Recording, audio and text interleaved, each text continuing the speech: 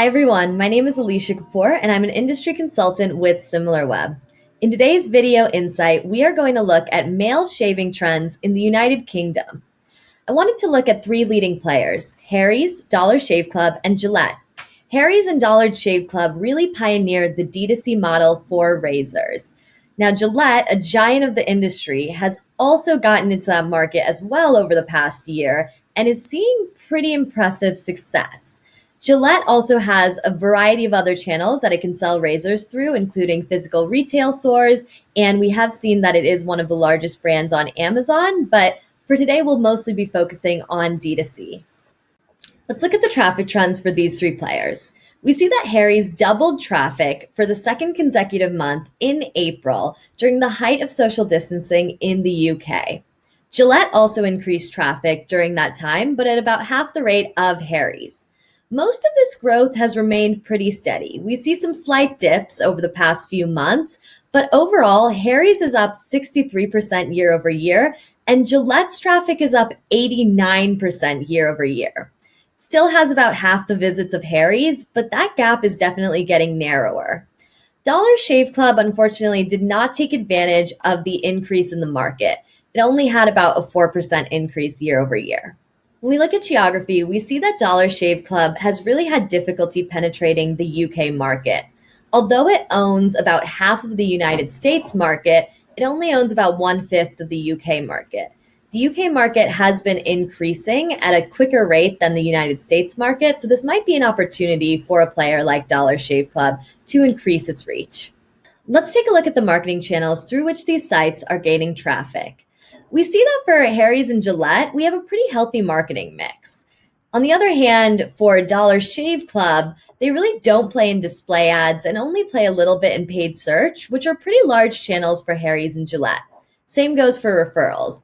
Interestingly, Dollar Shave Club does play in social almost as much as Gillette, so this might be an opportunity for Dollar Shave Club to reinvest into some of those other paid channels and move away from social.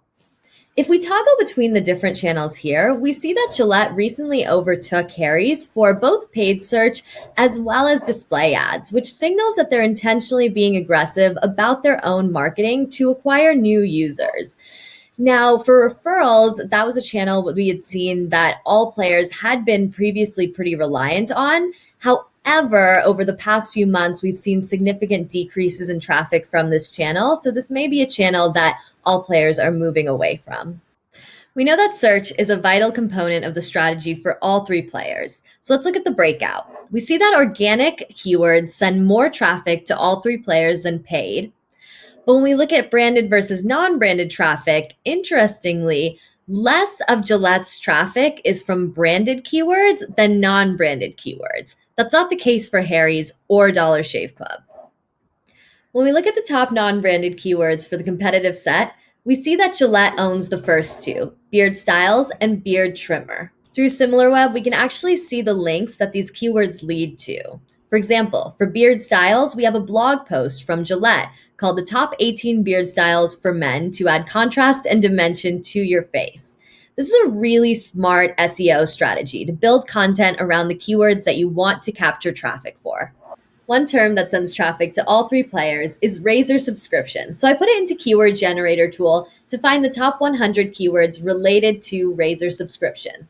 What we see is that for these keywords, search volume really exploded in April at about 13,000 searches compared to only about 5,000 searches in July of last year. Dollar Shave Club had some paid search traffic when most other providers other than Gillette had pulled out, but now Harry's and Gillette definitely own the most amount of traffic, followed by Estrid and FFs.co UK, which are traditionally more geared towards women.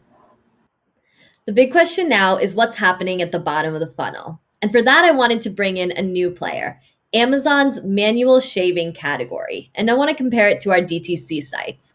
Unsurprisingly, Amazon does dwarf all other players with more than double their conversion rates and 7 times as many converted visits as Harry's and Gillette. Harry's has a slightly higher conversion rate than Gillette, but over the past 3 months, we've seen that Gillette has narrowed that gap and actually had about 4,000 more converted visits than Harry's. Let's end by looking at our largest player, the mammoth that is Amazon. I wanted to look at branded versus non-branded search on amazon.co.uk. So I started off with Razor. We see that Razor is a pretty efficient term. It has an average conversion of 15.77%.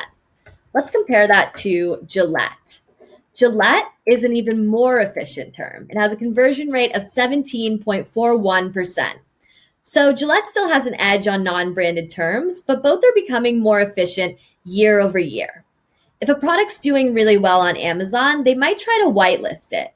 We know that Solimo does have its own razors and they are under a subscribe and save model. So we should continue to monitor on-site search to understand the threat to Gillette. Gillette can defend its position through brand loyalty, which is often gauged through branded search. Part of why Gillette diversified its offerings and went into the DTC model is probably because they did sense a significant threat from Amazon. So this is a really amazing part of our platform where you can see how you stack up not only against your competitors, but also on the largest retail site in the world.